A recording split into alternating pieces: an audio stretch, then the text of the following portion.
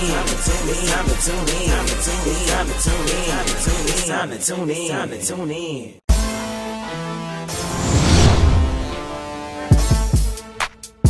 a big show for you today. We got a lot to cover. We're going to jump right into the fantasy hot list.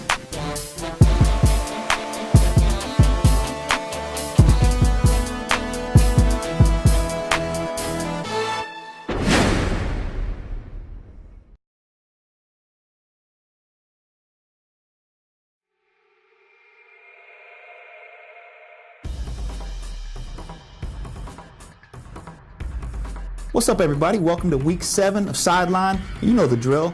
We bring you the hottest NFL news and fantasy football updates every week, courtesy of Yahoo Sports. I'm your host, Jimmy Farris. With me today, as always, Gerard G. Greasy. After the show, Jimmy and Kirsten are going to do their best impersonation of a Wendigo. Not so much.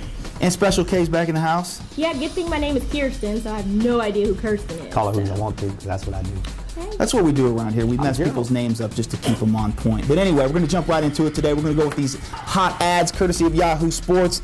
My guy, Deion Branch, one of the first guys on the list here. Gotta say, I told you guys last week he was going to get off in this game, reunited with Tom Brady. Gerard, what you think about my man? He's doing like he did back in the day, basically. Absolutely. Looked like he never left. He never left the system. I mean, he did what, 0 receptions in Seattle? He went up there and just got paid and came back, basically. Yeah, he had some of his worst statistical years. But I want to go to my job, do nothing and get paid for it, because that's basically what he did. But he's back now. And this might be bad news for your Jets. Never. He's just more comfortable.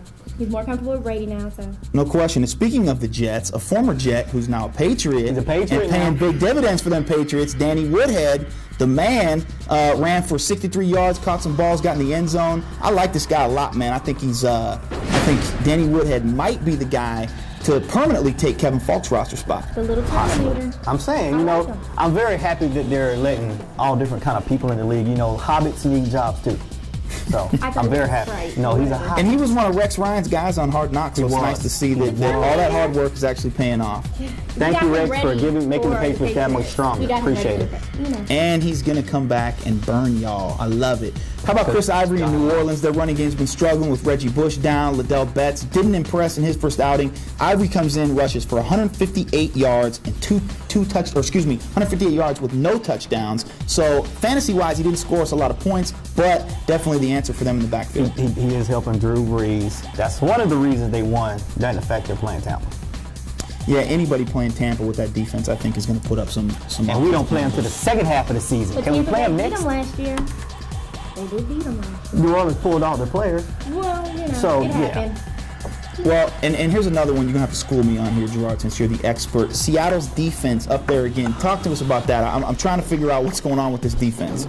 You know how they say just certain things cannot be explained? This is one of those freak phenomenons that nobody knows what's going on. Eighth wonder of the world? Because they're not doing anything. They're really not. Yeah, people are throwing the ball directly to the people in the seafoam green. They are. A couple weeks ago, we could clearly identify that it was because of the special teams play of Leon Washington. Sure, but last week, I'm not really sure where this comes from. Last guy on the list, Benjamin Watson. Not quite so sure about this one. I mean, Colt McCoy came in, had an okay outing, but maybe they're thinking that Colt McCoy is going to check down to the tight end a little bit more, going to be a little bit gun-shy to get the ball down the field, or it could be because they lost two of their top wideouts. They lost Massaquoi because of the dirty hit. The $75,000 I almost retired over it. I almost knocked out a second-year man. Good job, homo. Well, that's a whole nother story which we will talk about later in the show. Now, moving on from this Week 6, which was another crazy, fun-filled week in the league, we got these guys that were hot in Week 6. Are we going to continue the trend with these guys? The first guy who I want to talk about, please do. Jeremy Maclin. I don't want to talk about it. Jeremy Maclin. I don't want to talk about it. I'm not here. Jeremy Maclin. Not here. 159 yards and 2 touchdowns. On those Falcons. Good God. Ran over them. He's a wide receiver. He didn't run over anybody. He might have ran around them. Well, regardless, he had a big game, and so did his quarterback. Another guy who's also on this list, Kevin Cobb. Kevin Cobb threw for 326 yards That all was over the not Cobb. defense. That was Dan Marino reincarnated. No, let me tell you something. I'm telling you. Philadelphia has an unbelievable situation right now because Mike Vick lit it up for 3 games. Kevin Cobb comes back in after being on the bench. He's lighting it up. Both of these guys are playing at like Pro Bowl levels. And you can put them both in the game at the same time. No question. No question. I seriously think, that with these 2 guys, Philadelphia is definitely the team in the NFC East. But we'll get to that later. Another guy on this list, Aaron Rodgers. He seems like he's always slinging it up there. Hooked up with Greg Jennings a couple times on a long touchdown. I've always liked Aaron Rodgers. We've always talked highly of him. Definitely a guy who had a great week, and I think he's going to continue to have a great season. He should. I mean, looking at their schedule, it's a plus side for him. It is. He's going to play a couple, prison teams, and he'll be all right. The defenses in the NFC North are not that great. Green Bay's defense is about to drop. Watch. They lost a lot of people. Another guy who's kind of an up-and-comer this year, Ryan Terrain for the Washington Redskins, ran the ball pretty well against a Indianapolis defense last week. I like Ryan Terrain. Yeah. Seriously, I think this kid is going to be the answer. They're going to let go of Clinton Portis in the offseason. He continues to get hurt. I think Ryan Terrain is going to be the long-term answer for He Redskins. Is better. I think they won't release Clinton. They'll put him second string, have him come in goal line situation. But, the Colts defense have already proven that they can't stop anybody running. I bet you could be my fullback and let her be the running back, and she would score 3 touchdowns. Probably, more than likely. I think I'd score 4. Oh, I'm sorry. I don't mean to short you. You need all the points you get. Well, needless to say, these guys all had big weeks last week in Week 6, and our panel of experts here definitely concurs that Week 7 will be more of the same for them. Yes, you got Cleveland. Yeah, Cleveland. Thank you. You're about to get destroyed. You blow that stadium up.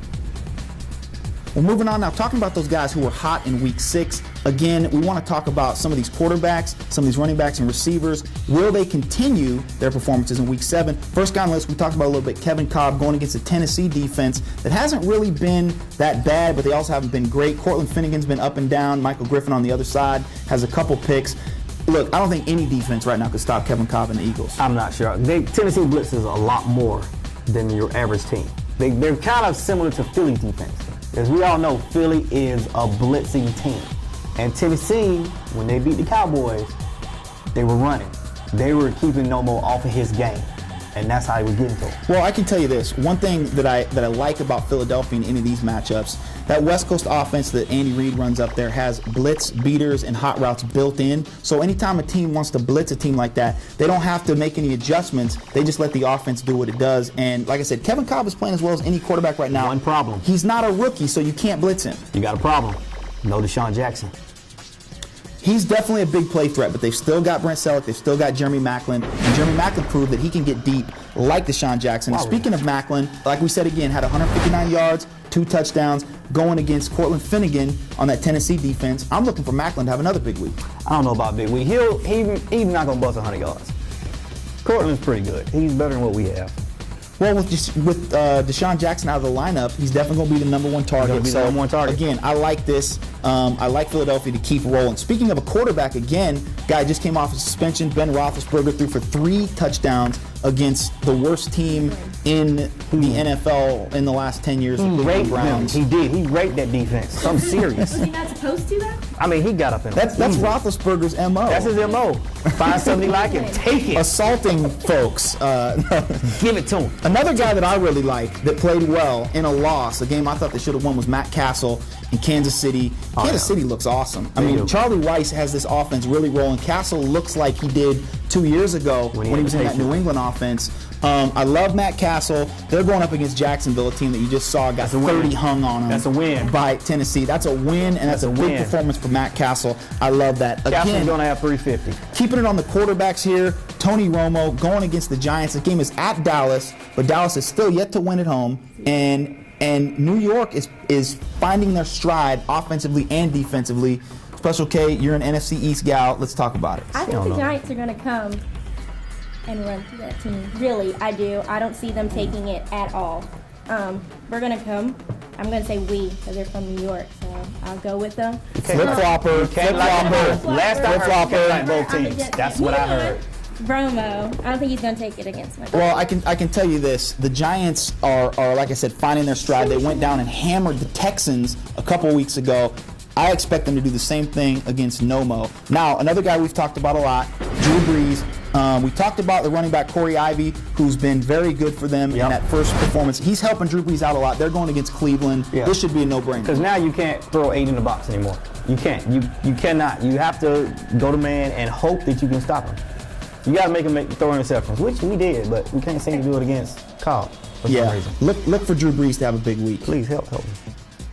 Well, staying on the topic of Week 6, now we want to talk about who impressed us and who disappointed us. And there were some big games out there this week, and there was definitely some teams that impressed and definitely some that disappointed. I'm going to keep it where I always keep it. Those Patriots impressed me. I was happy for Deion Branch. I was happy that him and Tom Brady got their hookup. Gerard hates them. But let's talk about them. That was a big win against a good Ravens team. Yeah, it was. The Ravens are one of the top defenses in the league. Patriots won. Ooh-wee, whatever. He's bitter about the Falcons. Let's just call it what it is. Special K, who is on your impress list? I have to give it to the Rams. The Rams impressed me. They did. They looked pretty good after getting destroyed by the Lions. Yeah, we were down on them a little bit after the Lions, but Sam Bradford came out and played really well. Yeah, they did. Bradford, Jackson, and Dell. You think he can string together 3 wins, 4 wins in a row? Listen, I'm not a Rams fan, but I'll go with them. I hope they do better. Look, this guy is definitely not your average rookie quarterback, so look for the Rams to continue to get better as he continues to get better. Now we're going to talk about those teams that disappointed us. You and I agree on this one. The Falcons, we agree. What happened? Oh my God, what did y'all do? You went to Philly and laid an egg? Really? Philly. Come on, you went up there with a backup starter / backup quarterback. 426 yards of total offense. It was like 500 yards. We looked like the 84 Falcons. Come on now. Barkowski's not out there no more. And with Dante Robinson now out, things are getting getting one worse. Of the best hits. Oh my God. I jumped out of my seat and prayed it was okay, but oh my God, that shook my teeth. Special K, you got a good one here on this one. My disappointment is going to be the Chargers. I don't understand. They're They established did team. lose. You got Rivers and Oh they my lost God. to the Rams. He lost to the Rams. Who got beat up by Detroit? You know, I got to say this. The phrase "they lost to the Rams" isn't quite as bad as it used to be because these Rams are a different team. But when you say these Rams lost to the Detroit Lions, it pulled them down a couple Who is also a different team. But yeah, the Chargers, I think, have been a disappointment all year. Usually they don't catch their stride till later in the season. Yeah. But what I don't see from them is I don't see those playmakers, and I don't see the ability for them to catch their stride like they have in years past. That is true. Very good point. Well, that's going to do it here for us on Week 7 of Sideline. As always, we like to close with our final thoughts. I hand it over to Gerard for that final thought. Just a question. When cannibals eat clowns, do they think they taste funny? Just inquiring minds. Need to know. Maybe. Kirsten, go ahead. Nobody can answer. I just wonder why because I'm going to go after you, but I'm ready for a nice relaxing Sunday. Just on a bye week, so good week football. They're going to lose. Bye week. They're still going to lose. She's actually catching a flight to New York to try to stalk her boyfriend, Mark Sanchez. Anyway, boy. My final thought is good job to the New England Patriots Midwest, the Kansas City Chiefs, with Matt Castle, Charlie Weiss, Romeo Crennel, and Scott Pioli as the personnel director. That's a great team to watch, and I'm rooting for them. Seriously. Always with the Patriots. I'm true to my heart. You played like 19. It's all good. Everybody. It's all good. Listen, don't listen to them. Don't listen to them. Tune in next week. We'll be right back here on Sideline giving you the hottest news and info. Take care. Have a good one. Hey, you know they got another rule coming Yeah, out. let's hear it. They're taking away all defensive players. That way you won't have anybody getting hurt. So it's going to be like It's going to be like offense versus air. I'm tuning in, everybody know. Jimmy Fair, what it do? You know that's the host. We on the 50-yard line, 50 more to go. My Sideline TV on repeat. Win the Super Bowl and never leave my fantasy. And if you gotta work, well, you should call off. They not like pre-song shout that they don't fall off. Here we go.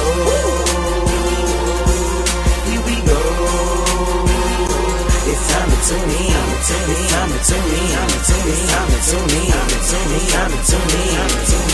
Here we go. Here we go. It's time to tune in. It's time to tune in. It's time to tune in. It's time to tune in. It's time to tune in. It's time to tune in.